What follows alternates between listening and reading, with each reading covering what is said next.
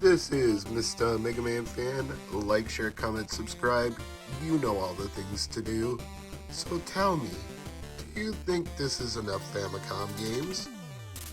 No? Well, then I have good news for you. I've got a box with 17 more.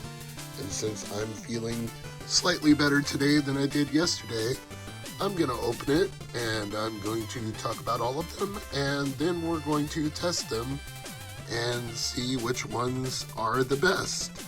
So for those of you who asked in my last video, the cat chilling on the couch behind me, his name is Tango, and he's a very good boy. He's also a senior cat. He's getting close to 20 years in age, so he naps a lot, and the end of the couch is his favorite place to do it. Speaking of favorites, this package was shipped to me by one of my favorite sellers, Japan for You. They are not a sponsor, and I got no kind of discount, so I'm mentioning them for genuine appreciation. I really appreciate how quick and how well packaged the items are. Everything always arrives in good condition, and turnaround when they ship it, because they use FedEx, is usually a couple of days from the time it's mailed till the time it arrives in the United States. So it is a win-win situation as far as I'm concerned. In fact, they pack it so carefully that you'll end up with a bunch of foam peanuts that you might not enjoy having to deal with, but I've kind of gotten used to working my way around them when I open up a Japan for You package. So sometimes they are mildly annoying, but most of the time I just appreciate that they add extra cushioning to make sure all the items arrive in a good state. Getsufumaden, I believe is how you pronounce that. It's supposed to be a really fun game with a very minimal language barrier. So I'm looking forward to that. I think that might be one of the best of the bunch. Mobile Suit Z Gundam Hot Scramble. Will it be any good? I don't know. It wasn't that expensive though, so I was willing to take a chance. Twin Bee 3. I know this one is going to be good. I really like the Twin Bee shooters. Sadly, I think the second Twin Bee game is a Famicom Disk System exclusive, so I probably won't ever own a physical copy of that because I don't have a Famicom Disk System, and I kind of don't want to deal with the hassle of repairing one if the belts go out and all that fun stuff. Chack and Pop, an arcade game that's got a Famicom port. I expect that'll be okay. Transformers Mystery of Convoy. I honestly believe this is the same game that was in an AVGN about how terrible some of the Transformers games are, but I'm willing to give it a chance anyway. Deep Dungeon. The Castle Excellent. Space Invaders Part 2. Night Gundam Story. So this is another Gundam game. Arkanoid Part 2. I know Ball Blazer from the Atari 7800, but I believe this version is going to be completely different. This is Princess Tomato in the Salad Kingdom. And just for fun, I'm going to tell you this cost me $3.81 before shipping. And since I ordered almost 20 items, that was like $1 a piece shipping. Now, what do you bet Princess Tomato in the Salad Kingdom goes for much more than that North American? I'm going to confirm it right now. Yeah, this same game, it's literally the exact same game other than being translated, goes for $167 loose. So if you wanted an affordable copy of Princess Tomato in the Salad Kingdom, this is the way to go. Hector 87. I love it when Famicom games have English titles. This is The Goonies. Not The Goonies 2, which is what we got here, but the first Goonies, which only came out in Japan. Flipple. They made a Game Boy Flipple, so I imagine this is probably the same game, but I'll know soon enough. This one is Antarctic Adventure. This is Athletic World, which is a prequel of sorts to the Family Fitness Stadium Events slash World Class Track Meet. So it's a power pad game, which means I probably won't get too far playing it, but we're still going to clean it up and put it in the old NT Mini Noir and see how it is anyway. Okay, we're ready for the big test. All 17 have been cleaned and labeled, but I will have rubbing alcohol and Q-tips on standby if needed. And I threw in a couple of extra games to test. YY World and Sonata Juyushi. So 17 plus 2 more, 19 altogether. I'm going to put Antarctic Adventure right around the middle of the pack of the 17 games that came in the mail. It's okay. I do like the pseudo 3D effect as you run down the screen, but getting the timing of the jumps over these gaps in the ice is really hard, and the fish that pop up as bonus items, if you're not already moving in the direction where they jump out, you're never going to get them. And I feel like this is a game I can get better with over time, but in the brief period of time I was playing it, I just found it to be okay. Not great, not terrible, just okay. Now, Arkanoid 2 I would put in the upper tier, maybe top 5 out of the 17, because this one is more of a game style that I already love. I love the Arkanoid ball and paddle games. They're a favorite series of mine, and a sequel is much appreciated.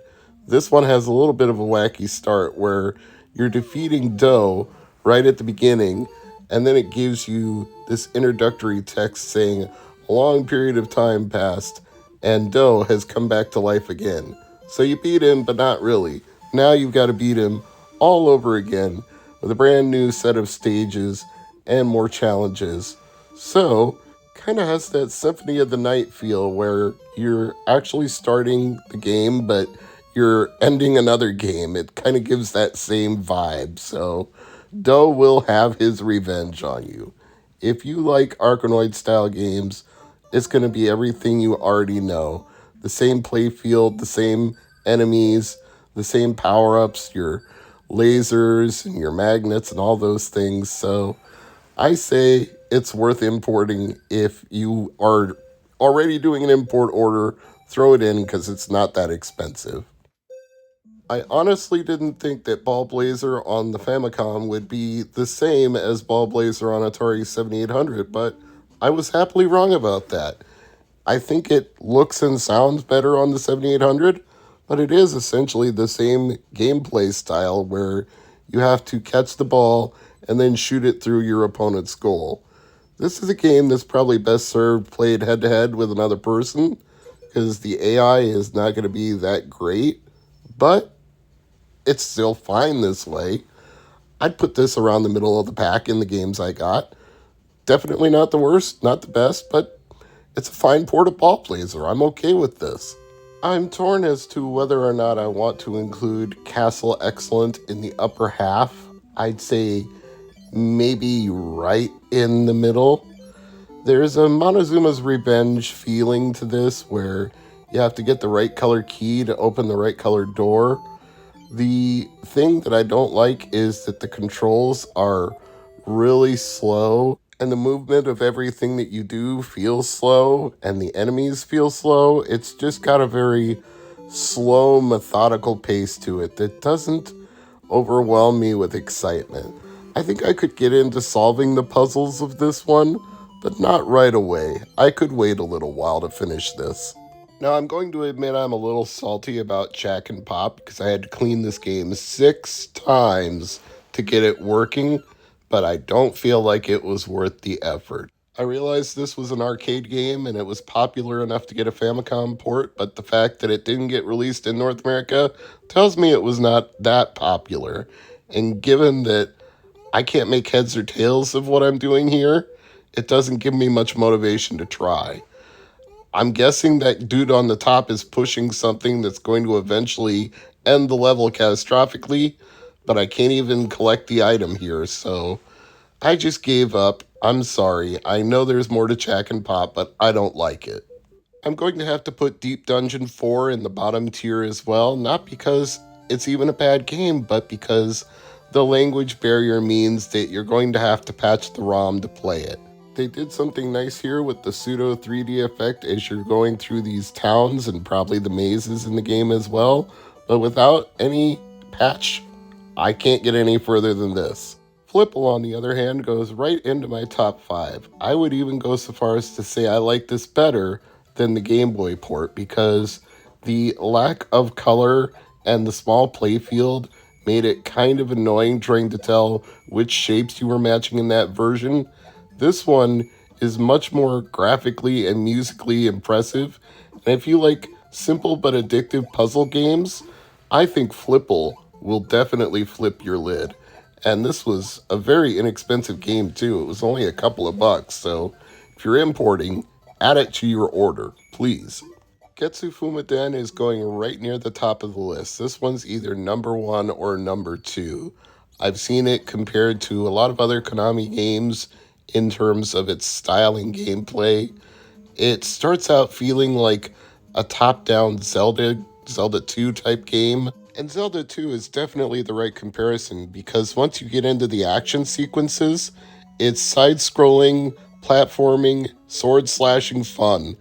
And I think the most fun about it is that the sword actually behaves differently depending on where you hit your enemies. If you just tap them with the sword, you might not kill them. But if you time your sword swing right and the point of the sword impacts the enemy, you're going to probably kill them. So you see the difference there. Like, I ran up on the enemy and I didn't get it, but if I stood back a little and slashed it with the sword, I got it. So I like this style of gameplay. I think this is really fun. The only thing that I might change is to get an English ROM patch for the message bar at the top telling me my status and maybe some dialogue options. Other than that, this is great. Hector 87 is just okay. It's nothing to write home about. I'm going to say it's probably in the bottom tier, but it's not even a bad game. It's just another Xevious style game, and there are so many shooters and there are so many Xevious style games that I'd rather play a better one, something like Twin B. This just feels like a lot of bullet spam and a lot of uninspired looking enemies. The music doesn't really do anything for me. I didn't hate my time playing this, I just wasn't left in awe of how great Hector 87 was. It's just okay. Mobile Suit Gundam Hot Scramble might have been my biggest surprise out of the whole batch. This is number 2 or number 3 easily. I don't understand why they wouldn't have ported this for North American markets. I'm sure that the licensing of the brand might have been a problem, but the game itself is in English. It even gives you an FBI warning at the beginning about bootlegging and copywriting in English. Why would they do that for a Japanese exclusive game? You tell me. But I love this. The shoot 'em up section is awesome. I had a lot of fun both flying through the ground and flying through outer space, shooting enemies. Very, very cool that they transition that way. And then when you complete these 2 missions, you're suddenly doing a 3rd mission where you're scrolling through a maze, either to find items or gain access to an area. I'm not sure because I had to pause to get through all the rest of these games, but it's neat that you can actually transform from your standing mode to a flying ship in these maze areas. I mean, this is great. Why didn't this get ported to North America? I don't know, but I'd pick this one up. It's easily playable with no patch. If you're playing this and you don't speak Japanese, Princess Tomato and the Salad Kingdom is going to be the bottom tier. But if you can patch it into English or find an English version, upper tier. Certainly cheaper than its North American counterpart, which at the moment is the best thing I can say. Speaking of Japanese language barriers, this was one of the bonus games I threw into my pile to test. Sonata Juyushi, and I can't get anywhere unless I patch this into English. Same problem with SD Gaiden Gundam Knight. I'm sure this is a fine game in English, but I don't know the Japanese kanji characters, and I can't make heads or tails of this, so out of the 2 Gundam games I bought, Mobile Suit Gundam Hot Scramble, clearly the winner here. As much as I like Space Invaders games, this version of Space Invaders Part 2 doesn't do it for me. The menacing aliens don't look like that much of a menace. They actually look cartoonish, almost like smiling faces, and the playfield feels wrong. When I've played Atari 7800 versions of this that are better than the Famicom port, I think it's time to throw in the towel on this one. Bottom tier. Twin B3, coincidentally enough, is top 3. This is way, way, way awesome. And it's more awesome than Way Way World, which is not really that awesome. This is another in the fine tradition of juggling bells shooter games, and if you've played any of the other Twin B games, you'll know exactly what I'm talking about. And some people have said this never got ported to the West because it's too cute. They call it a cute 'em up. And yeah, I admit there is a cuteness to the aesthetic, but that doesn't bother me at all. The action is great, so I don't mind drums tapping and saxophones flying. It's a little silly, but hey, so is the Parodius games, and they're great too, even though they're parodies of Gradius. Konami knows what they're doing with shooters. I'll take Space Invaders Part 2 over Transformers Rise of Convoy any day. It's every bit the awful game that the angry video game nerd James Rolfe made it out to be. Like, just infuriating. You don't have any defense. You're Optimus Prime and you're the weakest thing you've ever seen. You get hit once, you die. You run into something, you die. You miss your shot and they shoot you, you die. No way Optimus Prime should be this pathetic. So don't play this game, even as a joke. Just don't do it. I'm not exactly sure why I like YY World 2 more than YY World 1. It just feels like it's a more polished game. This isn't bad, but it just, there's little things that annoy me. Like, you're always scrolling on the right third of the screen instead of somewhere in the middle. And I just don't understand how they think you can react to enemies coming at you when you're already that far over to the right. And the gimmick of transforming to different Konami characters is amusing, but I don't think it's game-changing, so to speak. This isn't bad. It isn't great. It's just okay. Even though you can't play Athletic World without the trackpad, I'm still going to rank it ahead of Transformers. That's how bad Transformers Rise of Convoy was.